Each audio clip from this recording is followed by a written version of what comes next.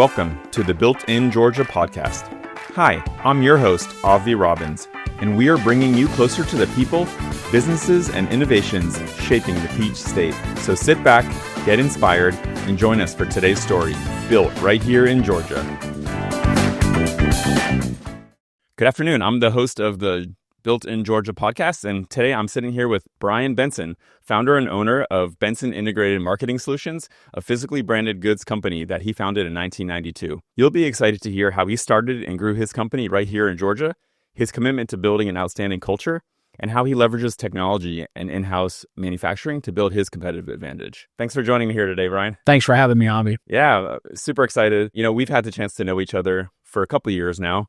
And as we get this podcast going, that's highlighting people that are manufacturing here in Georgia, you know, you were one of the first people I thought to have on the show. Well, thank you. I've enjoyed getting to know you as well, and I'm excited to do this podcast and share what we do here in Alpharetta, Georgia, with other folks that are here in Georgia building great things. That's right. There's so many businesses that you don't even think exist until you highlight some of them in things like this. So I'm really happy to do it. Yeah, I mean, so I know what you do here at Benson, but why don't you give the audience a little taste of the company? What is it that you do here? When did you start? You know, maybe give us a little bit about Benson Integrated Marketing Solutions. Yeah, of course. So I started the company in November of 1992, and we really were a direct mail printing brokerage firm. And that just came from a little bit of work that I experienced in college and gave me the opportunity to start my own business in similar field. I think as that grew in 97, I acquired my first printing company that was in Woodstock, Georgia. Okay. And we kind of grew that, you know, just working through I was like any small business person, you know, just chasing every print job I could. That's right. And I think, you know, as that kind of took off, it kind of morphed into what we have today, which is, you know, we say we produce everything physically branded marketing goods. People think of digital marketing today as kind of like that's the sexy stuff. People forget the physically branded space is still prominent, and there's a lot of goods. And so for us, we're focused on those goods and specifically decorating them here at our facility in Alpharetta. The centralized marketing platform, as I like to refer to it, really is something that I started focusing on about 2001. Okay. So the beginning of the business was really just a printer, true commercial printer. As the brochures, annual reports, business cards. And as some folks know, there was a lot of print consolidation happening in the late 90s. And, you know, print was good to me, but it really wasn't fun, wasn't sexy, wasn't cool. I think I just really liked the idea of helping our customers in a broader way. So as customers, honestly, as I toured their offices and I'd see, hey, you have promo items over there, I didn't do those, and apparel over there, and I didn't do those. It just kind of, through those great customers, kind of grew to what we are today. And so now you're doing everything from the physical signs outside of buildings to, like you mentioned, apparel and still sticking to your roots with the printing. Absolutely. We break it down into kind of, so here at Benson, I said we have 19 different decorating technologies that we deploy to decorate these physically branded goods. But for us, you can think of it in simple terms. You've got digital printing, think of paper printing. Okay. Wide format, think of signs, window graphics, promotional products, apparel, architectural signs, and then sprinkled in, you know, using all those different technologies from name tags to doormats, to just all kinds of weird stuff, awards, things like that. But that essentially, and plus, let's face it, it just sounds cooler than saying you're a printing company, a promo company. I guess as a marketer, I'm like, I don't want to be a printing company. I want to be. So we kind of coined it as this integrated marketing solutions and selling this centralized marketing platform for all things physically branded. You know, in the marketing space. I think it makes sense, right? Because you're providing a much bigger service than just the printing. And can you tell us a little bit about the types of customers you're serving and maybe a little bit about the size of your organization? I know you've gone from the little printer in Woodstock to a decently bigger organization here. Yeah, we so today we're at about 235 employees. That's awesome. We serve primarily, we're in the multifamily, active adult, and student housing market marketplace. Okay. Most of our customers are in that space, and we're providing all of the physically branded marketing goods for those communities. But really, and we have some others, like we're working with here in Georgia, we have Ameris Bank as one of our customers. But really, it's companies that value what I call marketing operations. Okay. And that is the cost of managing, fulfilling all of those physically branded goods for companies that have a lot of sites. And, the centralized marketing platform sounds really cool, but the reality is there is a significant amount of savings to be had when you can, for us, most of our customers are replacing dozens of vendors. Okay. To one vendor like Benson. And so the savings are significant. I mean, we're obviously proud of what we do, and we think we're the industry leader, but it's not to say that others that have done that can drive significant ROI for larger companies. Okay. I guess what made you interested in starting a printing business? How'd you get into it originally? Well, I think printing was probably not really my passion, but when I was in college, I was working for KFC, which at the time was owned by PepsiCo. Pepsi they owned Taco Bell Pizza at KFC at that time. Okay. And they really probably, unknowingly, I probably didn't recognize this as well as I do today, but really they were focused on efficiencies, obviously in the restaurant space. Right. And a company like Pepsi brought a lot of efficiencies to those three organizations. And in small part, I got to see some of that. And I found it fascinating and interesting. And I think it motivated me a little bit. But at that time, I actually went to work for one of KFC's printing suppliers. Okay. And that's how I started selling, basically as a broker. But I actually had a local Goodyear franchise here that I would say is one of my mentors that offered to work with me if I started my own business. So I was fortunate enough to have a nice size customer and a mentor to kind of launch my business. As you say, all your eggs are in one basket, so to speak, when I started the company. Yeah. Sure, but it certainly helps to have someone that you can rely on, or that's almost a partner as you're getting started. Absolutely. Yeah. Someone believe in you. Yeah. Yeah, absolutely. And then why Georgia? I know maybe for you, it's where you were born. So absolutely. For me, I was born and raised here, and I have deep roots in Atlanta, and I come from a very entrepreneurial family as well. Okay. One of my family members built the Medical Arts building, which is still standing downtown. It's vacant. Kind of got shuttered during the interstate development around Atlanta. Another one of my relatives performed the first C-section here in Atlanta. But so just a very entrepreneurial family. And, I don't know if in high school and college, I don't know that I was like, wow, I'm going to follow in those footsteps, but it just kind of naturally happened. Yeah. That itch, it was deep in there, and it kind of came out, right? I see it with my youngest son today. He's talking about starting his own business. I'm like, slow down. I'm like, wait a minute. What? I shouldn't be telling him that. Yeah, it's fun. I think you get some good experiences out in the corporate world too, but there's something exciting, I think, about running your own business and the impact that you can have on the community, especially if you talk about how you've grown your business to have, 200 plus employees, you're making a really big impact here. I think something that stood out to me as we've gotten to know each other is the culture you're trying to build here at Benson. Do you mind telling us a little bit about some of those programs you've implemented? And Sure. I think, like all entrepreneurs, sometimes you're late to the game, so to speak. And I think what was really interesting for me is all 235 employees worked here in our Alpharetta facility when COVID hit. I didn't have work from home, hybrid roles. And probably what I did not recognize was how much of my culture was rooted in the physical facility. Okay. And just wasn't aware being here and just, being present. I think twofold too, I had a lot of mentors like all young entrepreneurs, sometimes you're half in the conversation, but I had a lot of mentors say, well, Brian, it's great that you're growing but you're going to hit this brick wall and it doesn't matter if it's 100, 200, 300 employees. Sure. You're going to hit this mythical brick wall and things are going to kind of unravel somewhat. And that happened to happen during COVID for Benson. So we kind of got, walloped from both ends. And so I always thought we had a great culture.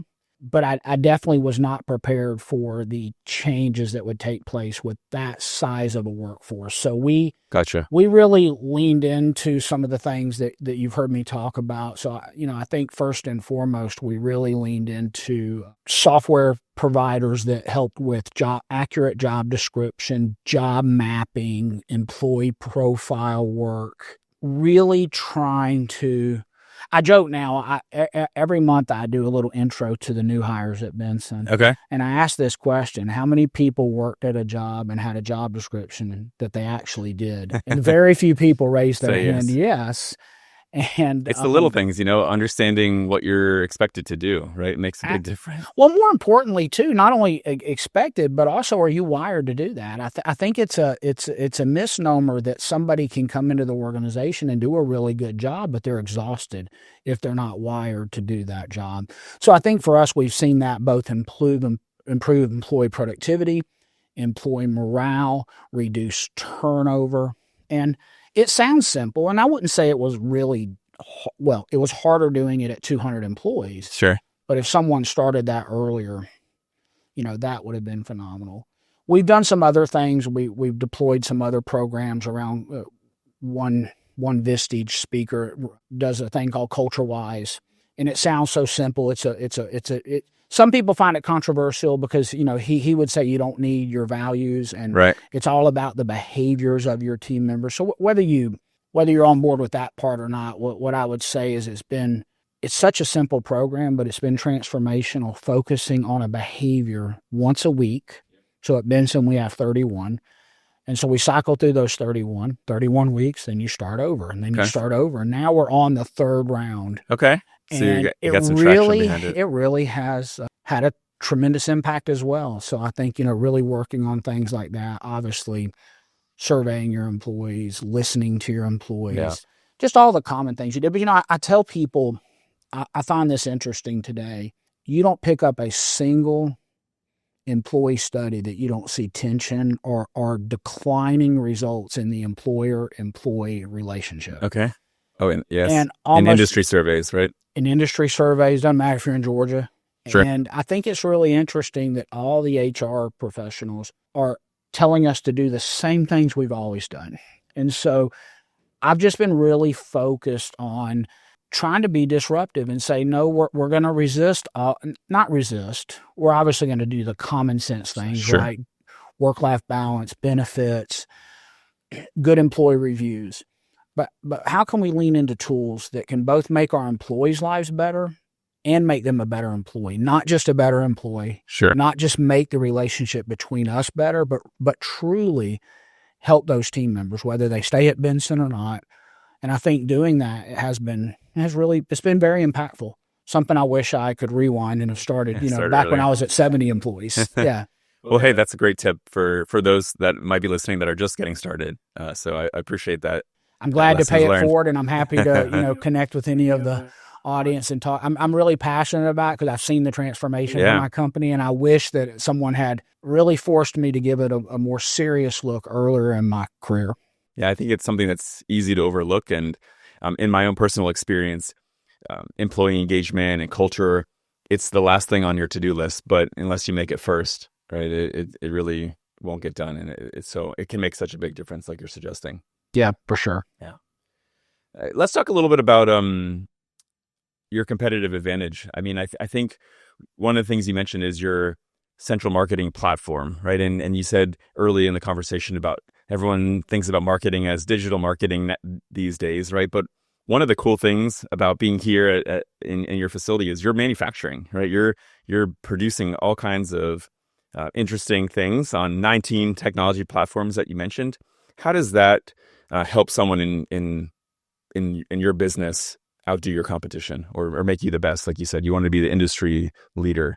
Tell me what you think about that. It comes over time because obviously you have to have the scale and the volume to justify the capital investments. Sure. But for us today, at the size we are today, I mean, we have two key metrics in our objectives. One is 99.9% error-free delivery. and then 98.5 on-time delivery. We call them service level expectations within Benson, because you've got 19 different technologies, 300 different products. Everything's not going to move at the exact, let's just say we're not going to get everything out in 24 hours. And so we measure that. And so obviously all these technologies are instrumental in being able to deliver on those two promises, top-notch manufacturing equipment from reputable suppliers. Like one of our largest suppliers is Hewlett-Packard. And obviously those technologies have incredible color control, incredible uptime, operator training, just all the things you would expect from a top-tier manufacturer that you have to have. I think without that, it would be very difficult for us to deliver. I mean, there's many other benefits, but those two company objectives, we could not deliver on that if we were not manufacturing the goods here. And what, outside of those service levels, what do you think that does to your speed and your ability to respond to your customers? Is that Well, I jokingly say, and my team members won't like me to continue to publicly promote this, but we do over 100 same-day rush jobs a day on average, and I jokingly say we have a full-time rush manager in the plant, although that's not really their job. But James is incredible. He's been with me since '97, so I think he understands the vision. But the reality is, unfortunately, and I'm sure that's this way in many verticals, and many of the audience is facing this. You can't be fast enough today. Yeah. Folks want things instantly.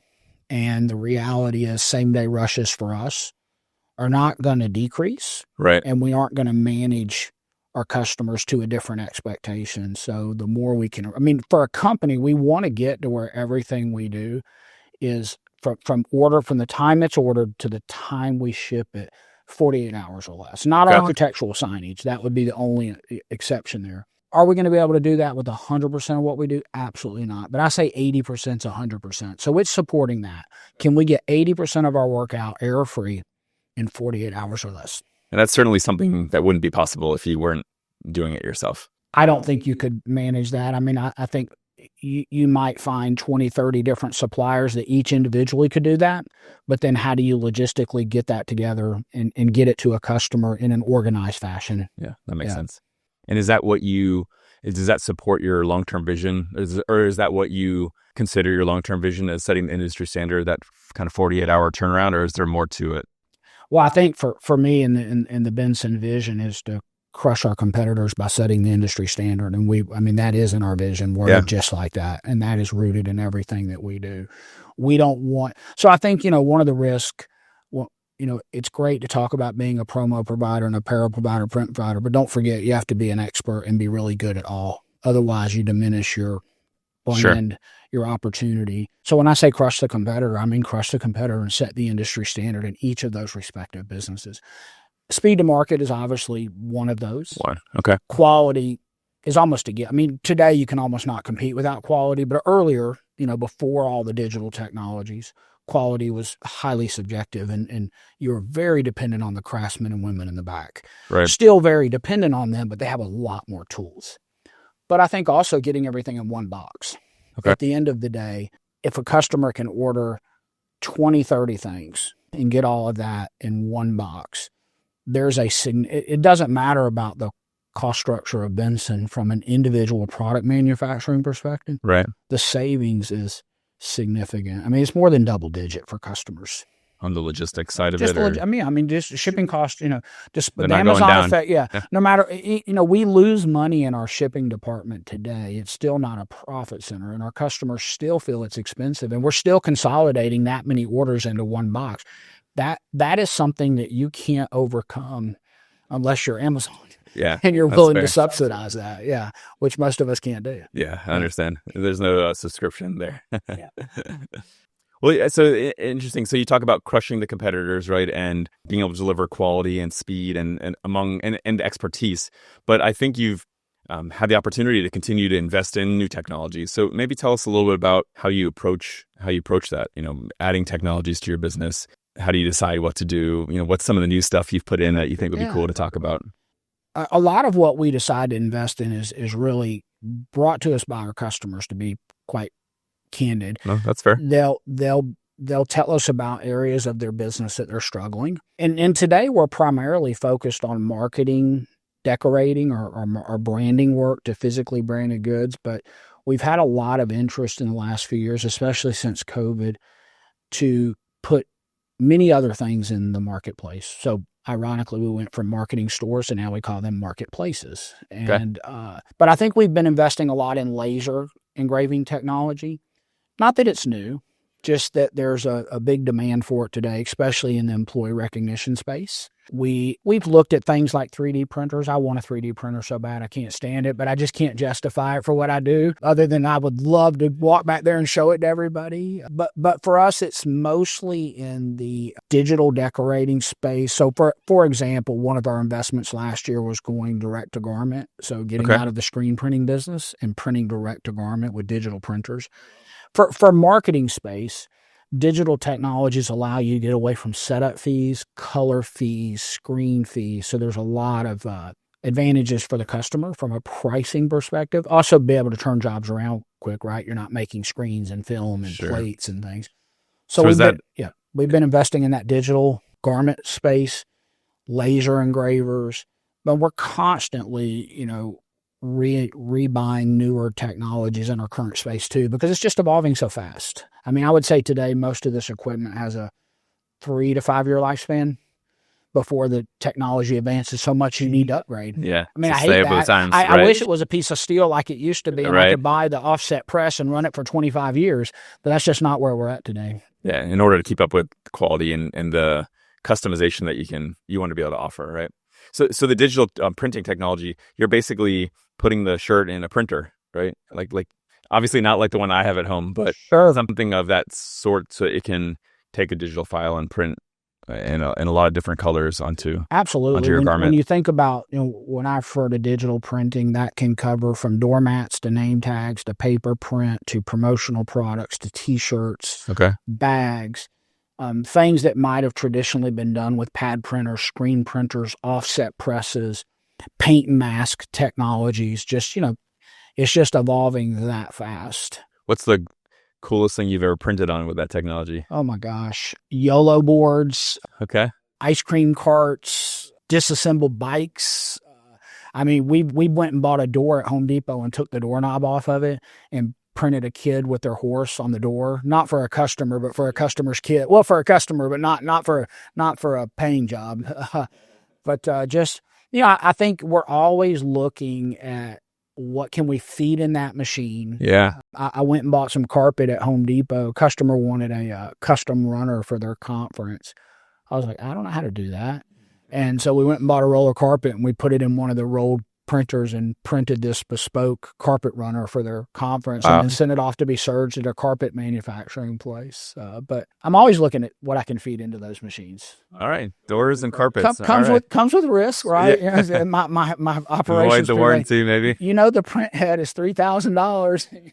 Yeah, you might void the warranty. But yeah, I mean, there's risk. But but it's fun. Yeah, that's awesome. I'm sure it delights the customer. Something that you can add to the delighting the customer checkbox. Absolutely. A lot of people talk about AI and automation these days. Does that have a place here? How do you think about those types of technologies? Understanding that they can be very different as well. Absolutely. Automation, I'll start there. I mean, obviously that's not anything new, but I think every manufacturer is struggling with workforce and labor output and productivity. And we say at Benson, we're very open about this with our team members about increasing our sales per employee. And we say it's about working smarter then. Cliche, counting every footstep. But the reality is we're looking at some autonomous robots to move product to that shipping and kitting area. So can I move all the apparel with an autonomous robot? Obviously, lean manufacturing, setting up the plant correctly, automation in all of our workflows. So, in our business, we're taking graphic requests. Right. And today we're feeding from those marketplaces. The bulk of that ordering goes straight to the device. So the first person to touch that job is that machine operator. So we've done a lot of automation on the front end. I really feel we're at the forefront there. The back end, we're not a Shutterfly or some of these huge organizations because of the diversity of our product mix. Right. Some automations on the back end have been a little elusive, a little harder to accomplish. Sure. AI is interesting. we see massive change in our space in the B2C space. So if you're like a Shutterfly or some of these other photo album companies, where they're using it for art creation, assembly of the finished good from a digital perspective. Here at Benson, we've not quite figured out how to leverage AI from that perspective, from like the front end, the storefront. I mean, I'm thinking like all entrepreneurs, we're looking at it for other things like, can we use it in our accounting efficiencies? Right. Can we use it in other ways? I have not seen anything just yet that I could like hang, kind of like 3D printing. Right. I want it, but you don't know. But I mean, I'm paying close attention. I know it's going to have a profound impact on our business in some way in terms of automation and efficiency. Just don't know yet. Finding the right place. Yeah, I think you made a good parallel to some of those direct-to-consumer online shops where they're doing much more standardized goods, right? And so the complexity that you have here, I imagine, makes it challenging to find the right place to do that. I like to say we're in the B2B procurement space and I use this air quotes, administrative controls, because what I always find is customers will call you and say, we want you to work just like a Canva or a Shutterfly. Right. And I'm like, okay, Avi, that sounds really great. So I don't need you to approve it anymore. And you don't care which logo they pull out of oh, no. I want all those administrative controls. And that's where we've kind of hit this pause at the moment in terms of how we embrace it, but it will just be, I'm sure it will be a short-lived pause. Yeah. I don't doubt the technology will catch up for sure. For sure. So as you think about implementing some of these technologies, and you mentioned lean manufacturing and those other tools that you've leveraged to improve your business, are these, I guess, being created from within? Do you leverage external resources? Are you connected into the local community that where you're getting ideas? Or tell me a little bit about how you leverage the community to help your business. Specifically related to this. So, I mean, as you know, we're both in Vistage, and obviously I can speak to a lot of things that's done to help me, especially as a CEO, in terms of all this stuff around culture and leadership development, but specific to AI and automation. For me, I'm on the board of DScoop, which is the largest association of digital printers and designers in the world. It's actually a worldwide organization, 22,000 members. Wow. It is the top graphic printing companies in the world. And so I'm on the Americas board, and then we get to do a call with the world board. Okay. And they go around the world and they have people speak from all these countries about what's going on, what they're doing. And then through that association, you meet these incredible people that frankly have done all this stuff. So the reality is it's phenomenal to be able to reach out. So for example, for our autonomous vehicle plans that we're in the middle of renovating right now. As soon as renovation's done, we're going to be really looking at this. There's a DScoop member in Canada. They happen to be the largest printer in Canada that have already been down that journey, already done that, already implemented those. So I'm certainly leaning into folks like that. Okay. What I would say, I can confidently say that partnering or that business opening their doors to us probably is going to save me around $50,000 on this journey. Just little nuances. Sure. I mean, obviously, like all entrepreneurs, CEOs on the internet, I'm reading stuff, but nothing replaces being able to network with people that are doing like-minded things like you that have already done it. Absolutely. I mean, it's priceless. Yeah. So leaning into those industry associations is key. Yeah. Yeah, for some, I think I'm somewhat of a pessimist for some industry associations, but yeah, fair enough. The right ones, I think, absolutely are really important. Yeah. And maybe if at the minimum you make a connection to another industry peer that can share their experiences with you, that's definitely worthwhile. Absolutely. Yeah. Absolutely. So it sounds like some great things. What does the next chapter look like at Benson? I think as we've evolved and kind of what we've talked about today, right? Really getting this automation down, the speed to market, quality control, really refining what we call our centralized marketing platform. Okay. We're going to be really going out and looking at companies that what we say have marketing operations issues or value marketing operations. And so for most of our customers, we're able to slow down the growth of that department or allow them to repurpose those folks to more important initiatives.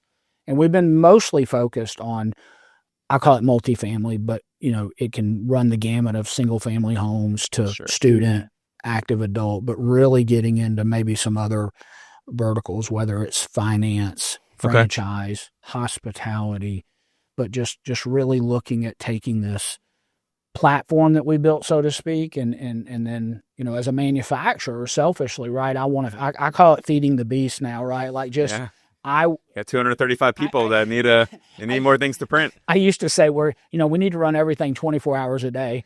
Post COVID, I'm like, let's make sure everything's running at least 2 shifts a day. We have a little bit of our operation is still running 24 hours a day, but most of it we're down to two shifts. So, but just feeding as much as we can into that. I mean, obviously there's selfish reasons for that. For sure. Yeah, you definitely get economies when you can keep it going. That makes a lot of sense. You talked about the coolest thing you've printed on. Any other really unique or weird customer requests that you think would be cool to highlight in terms of some unique capabilities that you have here? Our account managers, which are our customer-facing team members, we have a saying at Benson: if it's absolutely, positively never been done, call us. Okay.